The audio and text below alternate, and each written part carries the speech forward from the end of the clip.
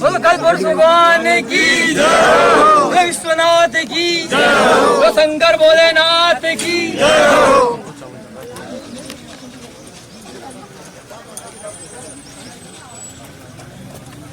मंगलम भगवान विष्णु मंगलम गरुड़ध्वज मंगलम पुंडरीकाक्ष मंगलाय तनोहरि।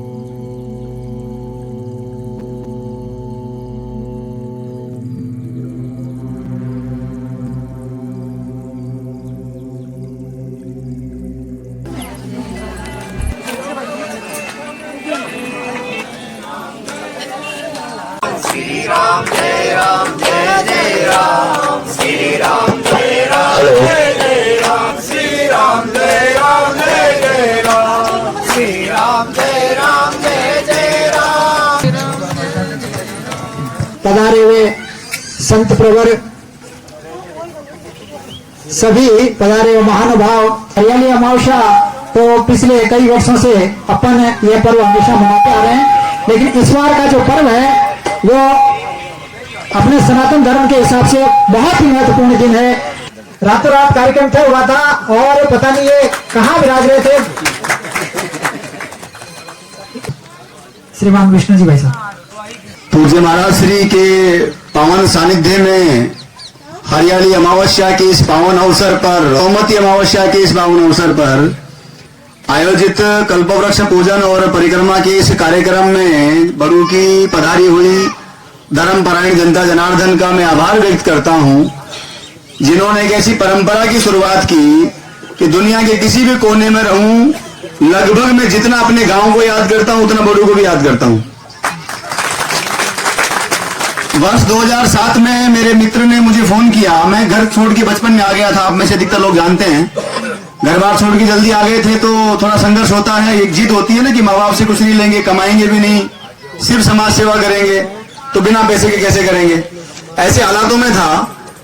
मुझे मेरे मित्र गौरी शंकर की बात याद है। उसने मुझे फोन किया और कहा कि बड़ू आ जाओ, कमरा किराए की व्यवस्था भी हो जाएगी और 3 दिन से रोटी कब खाई। मैंने कहा 3 दिन हो गए। तो बोले वो भी व्यवस्था आटे वाटे की हो जाएगी। तो उस दिन मैं यहाँ बड़ू आया था और पर्वतसर तक मैं पहुंच गया था। वहां से मुझे गांव वालों ने, परमानंद जी और ये लोग मुझे बुला के लेके आए थे किस साधन से। वो शुरुआत यहां से बड़ू से हुई। कल्पवृक्ष यहाँ पर स्थापना हुई। गांव में बहुत अच्छा सारा कुछ आप सब लोगों को पता है। यूट्यूब पे श्री कल्पतरु संस्थान के माध्यम से कई सारी जानकारी आपके पास पहुंचती रहती है। उन संघर्षों में बड़ू आना, कलेजा कांप जाता है जब बच्चा घर छोड़ करके बाहर जाता है। शुरू में अभी तो हमने पत्थर बना लिया, अपने पास तो शायद कलेजा बहुत कम बचा है, लेकिन इस बड़ू गांव की जनता जनार्दन की कृपा, इस मिट्टी की, इस आबो हवा की कृपा ऐसी रही है।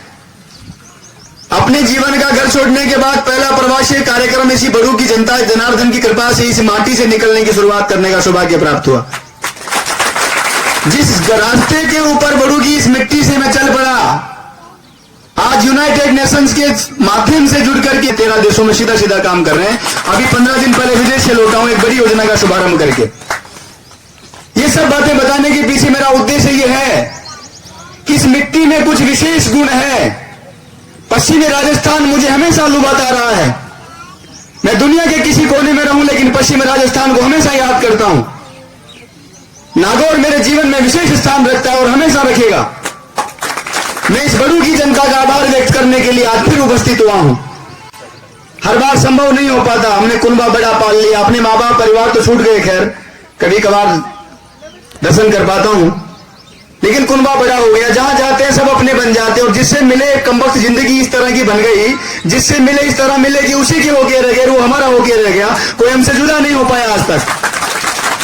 लेकिन ये काया तो एक है, कहां जा पाएगी, तो कभी किस वक्त कहां, कभी कहां लड़खड़ाते ही सही भटकते रहते हैं। इन दरखत रास्तों के, इन परिंदों के रास्तों पर चलने की कोशिश है, लगातार जारी है, और ईश्वर ने चाहा तो निसंदेह आखिरी सांस तक जारी रखेंगे। मैं आप सब लोगों से सिर्फ ये कहने आया हूं, आभार व्यक्त करने के माध्यम से भी आप लोगों ने प्रेरणा न दी होती, आप लोगों ने भी उन लोगों की तरह, उन गांवों की तरह सोचा होता जो पौधारोपण को सिर्फ एक नौटंकी मानते हैं, फोटो सेशन का जरिया मानते हैं, तो शायद हम दुनिया भर में काम नहीं कर रहे होते। देश के 100 गांवों को पर्यावरण दृष्टि से आदर्श ग्राम बना करके 5 करोड़ पेड़ लगाने का संकल्प अगर हमने किसी की ताकत पर लिया तो बड़ू गांव की जनता जनार्दन के दम पर लिया था। 3 गांव हमारे डेवलप हो चुके हैं, 14 गांव गोल्ड स्टेट कर चुके हैं, बिना सरकारी अनुदान के करके दिखाएंगे। किसी से सहयोग नहीं लिया, बहुत लोग आते रहे। अभी कल जोशी साहब से मैंने चर्चा करी कई पुलिस लाइन के कई सारे कार्यक्रमों के विषय में, कल नागौरी था मैं। रोज कुछ न कुछ चल रहा है, इस यात्रा में 100-150 IAS IPS जुड़े होंगे। मैं इस मंच पे दावे से कह रहा हूं, ये भाई ये रिकॉर्ड हो रहा है, एक फोन आज तक मेरा व्यक्तिगत किसी के पास नहीं गया, चाहे मेरे पास खाने का दाना था या नहीं था, मैंने सिद्धांत तो समझौता नहीं किया। सत्य को सांस के साथ रखने की ताकत अगर किसी ने दी है तो इस बड़ू की आबोहवा ने दी है। मैं आप सब लोगों से सब गीत इसलिए नहीं गा रहा हूं कि मुझे कुछ बताना है, अपने बारे में कुछ कहना, वो चीजें बहुत पीछे रह गई। इतने दूर चले आए कि अब रोट के पीछे देखने का वक्त नहीं है। और कोरोना ने तो इतना कुछ सिखा दिया, मुझे लगता है कि उन लोगों ने बहुत कुछ सिखाया हमें। इस कोरोना के अंदर ये समझ में आया कि वो जो लिस्ट लंबी थी मेरे पास में मोबाइल में, उस लिस्ट में मुझे समझ में आया कि अरे बाप रे 4 ही नहीं बचे, कहां गए सब।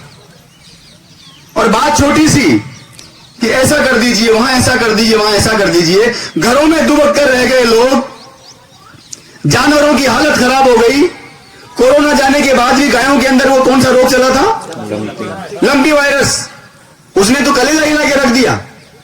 लेकिन ऐसे विकट समय में भी मेरे पास बराबर व्हाट्सएप ग्रुप के माध्यम से जनता जनार्दन की जानकारियां आती थी। इस नागौर क्षेत्र की जनता ने, पश्चिम राजस्थान की इस बड़ू की जनता ने गौ सेवा में कोई कसर नहीं छोड़ी, यहां के युवाओं ने कोई कसर नहीं छोड़ी। आप सब बधाई के पात्र हैं, धन्यवाद के पात्र हैं। मैं सब बात इसलिए कहने आया हूं कि आने वाली पीढ़ियों को बताओ, ये सो कॉल्ड एजुकेटेड लोग एयर कंडीशन कमरों में बैठकर अंग्रेजी के ज्ञान बांटने वाले, ज्ञान झाड़ने वाले, टाई बांधकर अपने आप को बहुत बड़ा समझने वाले, ये न्याल नहीं करने वाले। ये गांव की मिट्टी न्याल करेगी, गांव के बेटे बेटी न्याल करेंगे। मैं अभी किसी कार्यकर्ता के माध्यम से यहां पर पहुंचा हूं, जिस कार्यकर्ता के साथ में आया था, आपको जानकर के आश्चर्य होगा, उन सब कार्यकर्ताओं ने अपने अपने नवाचारों के माध्यम से इस राष्ट्र और समाज को उत्थान कहीं न कहीं पुनर्जीवित करने का काम किया है। मैं कई सारे ऐसे युवाओं को जानता हूं जो किसी से कोई डोनेशन नहीं लेते, और मुझे गर्व है इस बात को कहते हुए, मैंने 1 रुपया आज तक कलेक्टर संस्थान में किसी सरकार का डोनेशन नहीं लिया। अशोक गहलोत के साथ भी काम किया, वसुंधरा राजे के साथ भी काम किया, दोनों के साथ बिल्कुल पुत्रवत स्नेह रहा है, आज भी है, हमेशा रहेगा। सरकारों से कोई फर्क नहीं पड़ता, ये सरकारें किसी का भला नहीं करने वाली। अपने आप को ये मानकर चलिए, ये गांव हमारा है, ये मिट्टी हमारी है, ये कल्चर, ये नेचर, ये सनातन सभ्यता, संस्कार, संस्कृति हमारी है। इन बच्चों को बताओ, भगिनी निवेदिता ने कहा था विवेकानंद की शिष्या ने, अपने बच्चों को सिखाएं, माताएं तय करें कि उनकी संतान महान बनेगी। आजकल ये ममाज बोए, पापाज बोए, आप शहरों में देख रहे हो ना, पापा की परियां, बड़ा खतरनाक काम है। बर्बाद हो जाएगी संस्कृति अगर हमारी सभ्यता पे कुटारा घात हुआ तो। अंग्रेजों की मैकाले वाली शिक्षा पद्धति के बारे में आपने पढ़ा होगा, वो यही चाहता था कि भारत की रीढ़ तोड़ दूं, इसकी कल्चर तोड़ दूं, इसका नेचर तोड़ दूं, ताकि ये सब लोग बर्बाद हो जाएं। सारा जहां मिट गया, दुनिया मिट गई, हम नहीं मिट पाए, क्योंकि हमारा कल्चर जिंदा है, हमारे संस्कार जिंदा हैं। ये जो भीड़ बैठी है, इसमें से किसी का कोई स्वार्थ नहीं है, यहाँ पर सब निस्वार्थ भाव से आए हैं। ये कोई श्री कलेक्टर संस्थान के कार्यक्रम की वजह से या ग्राम भाषण कार्यक्रम की वजह से नहीं आए, सिर्फ इसलिए आए हैं कि कल्पवृक्ष की पूजन होना चाहिए, हमारे गांव में कोई अच्छा संस्कार चलना चाहिए। आप सब बधाई के पात्र हैं। 2007 से लगातार मैं देख रहा हूं ये परंपरा अनवरत जारी है। मेरी आप सबसे प्रार्थना है इसको आगे भी जारी रखिएगा। हम तो बस माध्यम मात्र हैं, हम कुछ नहीं किया हमने और शायद हम कुछ कर भी नहीं पाएंगे। बस एक प्रार्थना पिछली बार जरूर करके गया था, लेकिन कई सारे बीच में चीजों के कारण मैं आ नहीं पाया। मैं एक्यूप्रेशर के बारे में बहुत ज्यादा नहीं जानता, लेकिन मैंने सुना है इन हथेलियों में तलवों में एक्यूप्रेशर के पॉइंट्स होते हैं, उनसे इन लोगों का इलाज होता है। एक छोटा सा प्रयास, कल्पवृक्ष पर दो बहुत अच्छे चबूतरे बन सकते हैं। उन चबूतरों के चारों तरफ एक परिक्रमा बन सकती है और परिक्रमा के अंदर ये जो गिट्टी आती है उसके पॉइंट्स बाहर निकले हुए हो सकते हैं, उसको प्लेन ना करके उसके पॉइंट्स बाहर निकाले जा सकते हैं।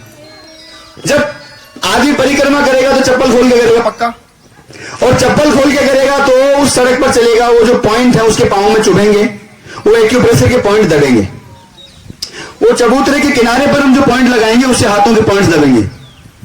आपकी परंपरा का सम्मान भी होगा, सम्मान भी होगा और स्वास्थ्य भी कहीं न कहीं संबल महसूस करेगा। एक्यूप्रेशर के आधार पर पूरे विश्व में कहीं भी परिक्रमा का निर्माण नहीं है। यह एक इनोवेशन भी हो जाएगा जिसका शुभारंभ बड़ू से हो सकता है। क्या हम सब लोग मिलकर कर सकते हैं क्या? मैं डोनेशन नहीं लेता, मेरे पास कुछ नहीं, मैं मांगता हूं कि काम चलाने वाला आदमी हूं, फिर भी एक छोटा सा सहयोग हमारे कार्यकर्ताओं ने इकट्ठा किया है। आप सब लोगों के आशीर्वाद के आगे तो बहुत छोटा है, लेकिन हमारे कार्यकर्ताओं ने कहा, मैंने फोन भी किया 2-3 लोगों को यहां, उन्होंने कहा नहीं आप तो केवल समय दीजिए, आपसे कोई आर्थिक नहीं चाहिए। फिर भी मैं चाहूंगा कि उन कार्यकर्ताओं की भावनाएं समझ करके एक छोटा सा सहयोग उन्होंने भेजा है। अगर आप लोग इजाजत देंगे तो मैं चाहूंगा कि उसकी शुरुआत हो जाए और हम लोग अगली बार जब यहाँ कल्पवृक्ष की परिक्रमा करें, पूजन करें, तो हमारी मातृ शक्ति उसी कल्पवृक्ष पर परिक्रमा कर रही हो। एक शुरुआत एक बार हो जाएगी ना, तो अगली बार फिर कुछ और सोचेंगे, कुछ बड़ा सोचेंगे, कुछ और स्थानीय प्रजातियों के पौधों के बारे में सोचेंगे। मुझे यहाँ बहुत खुश, नरेंद्र जी ने वहां पर अभी कोरोना में पेड़ लगाए थे, आज मैं देख करके आया, बगीचा बन गया शानदार। ये अंबेडकर भवन में हम लोगों ने सामने वाले में पौधे लगाए थे संभवतः 2007-8 में, वो भी बड़े बड़े पेड़ बन गए, बड़ी प्रसन्नता हुई। यही साथ जाएगा, कुछ नहीं जाएगा। बड़ी बड़ी ताकतें धराशायी हो गई। स्पेशली कोरोना के अंदर बहुत कुछ सीखने को मिला। जितना कर्मवान होगा उतना ही सब कुछ होगा। पूज्य संत विराजमान है। जनता जनार्दन ने बचपन से मनोबल बढ़ाया है। काश ऐसा मनोबल देश और दुनिया के अन्य गांवों में बढ़ाया होता। यकीन मानिए अब तक 100,000 गांव पूरे हो चुके होते हमारे। खैर आप सब लोग बधाई के पात्र हैं। भगवान आपको कामयाब रखे, स्वस्थ रखे। बहुत बहुत धन्यवाद। जय हिंद, जय भारत। अपन इसको जो परिक्रमा का कार्यक्रम पूरा करवाएंगे। आपने जो बातें बताई, देखिए आपका क्षेत्र बहुत लंबा है, हम तो वकूफ मंडप वाली बात है इतना अच्छा बोलना भी नहीं जानते। आपने इतना अच्छा विस्तार रूप से ये सब कुछ बताया। विशेष रूप से कल्पतरु संस्थान की ओर से आपने बताया कि विश्व स्तरीय कार्य हो रहा है और विश्व स्तरीय एक बंधु जिन्होंने इस कार्य को हाथ में लिया और निरंतर आगे बढ़ रहे हैं। ग्राम बड़ू की जनता की ओर से हम सब की ओर से आपका बहुत बहुत स्वागत सत्कार। आपने समय दिया और पधारे। हम बार बार आपसे अपेक्षा रखेंगे किसी प्रकार से आपका स्नेह बना रहे और हम सब की आपका बहुत बहुत शुभकामनाएं हैं कि आप निरंतर सूर्य चंद्रमा की तरह बढ़ते रहें भगवान की तरह से, और आपका इस संस्थान का जो कार्य है निरंतर विश्व स्तर पर प्रगति करे और इसी प्रकार से आपका सानिध्य मिलता रहे। श्री के चरणों में सत सत वंदन। मुझे बड़ा हर्ष हो रहा है विष्णु जी भाई साहब जैसे प्री मैन और इस बड़ू गांव की धरती के ऊपर का यश फैलाया है, नागौर जिले का यश फैलाया है और भारत वसुंधरा का यश फैलाया है। बहुत बहुत बधाई के पात्र हैं ये। आज जो विशेष दिन है उसमें सबसे बड़ी बात है कल्पतरु वृक्ष की। जब हम बात करते हैं यानी इसका वैशिष्ट रहा आज से नहीं, पौराणिक समय से ही, कि जब इसके सामने श्रद्धा से बैठ करके कोई अपनी इच्छा व्यक्त करता था तो उसकी इच्छा पूर्ण होती थी। और बहुत कम जगह, अपने राजस्थान में बहुत कम जगह कल्पतरु वृक्ष है, लेकिन सब जगह उपलब्ध नहीं है। तो ये वृक्षों का रक्षण करना भी हमारा दायित्व है। खमागणी, मैं विष्णु लांबा राजस्थान के नागौर जिले के बड़ू गांव में हूं। हमारे पर्वत सर के आदरणीय एसडीएम साहब हमारे यहाँ पर कार्यक्रम में आकर के और मनोबल बढ़ा रहे हैं सभी कार्यकर्ताओं का। ये जिम्मेदारों की बड़ी जिम्मेदारी है कि वो जमीनी स्तर पर जो भी इस मानवता के लिए काम कर रहे हैं उन लोगों का मनोबल बढ़ाएं। मैं आदरणीय एसडीएम साहब का पूरे बड़ू ग्राम पंचायत जनता की ओर से, यहाँ पधारे हुए धर्मपरायण लोगों की ओर से, श्री कल्पतरु संस्थान की ओर से आभार व्यक्त करता हूँ और आशा करता हूँ कि लगातार इस प्रकार से कल्पवृक्ष पूजन और स्थापना का जो परिक्रमा का कार्यक्रम लगातार चल रहा है 2007 से, उस कार्यक्रम में आगे भी और लोग आएंगे और एसडीएम साहब की तरह हम सबका मनोबल बढ़ाएंगे। बहुत अच्छा प्रोग्राम है। आज हरियाली अमावस्या के दिवस पर आज जो इतना अच्छा प्रोग्राम रखा गया है और आप लोग वृक्षारोपण का इतना अच्छा प्रोग्राम कर रहे हो, मुझे पूरा भरोसा है कि वृक्षारोपण के जो पौधे लगाए जा रहे हैं उनकी अच्छे से सार संभाल होगी, रख रखाव होगा, सर्दी गर्मी में इनकी सुरक्षा होगी और जल्दी ये वृक्ष बड़े होके हम सब लोगों को भी अच्छे से लाभ पहुंचाएंगे, अपने को लाभ पहुंचाएंगे। आप सब गांव वालों ने जो इतना अच्छा प्रोग्राम किया है और जो आपकी टीम ने काम किया है उसके लिए बहुत बहुत धन्यवाद।